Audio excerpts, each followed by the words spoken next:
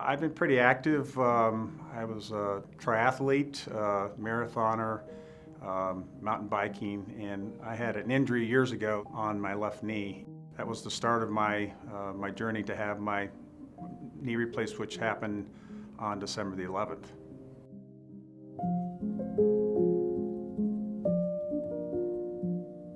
I came in weeks before my surgery. They came in, they did several tests, and they did an MRI, they did x-rays, chest x-rays, and they did all the blood work necessary prior to my surgery. So when I came to the hospital 2 weeks later, everything was ready. I was ready to come in.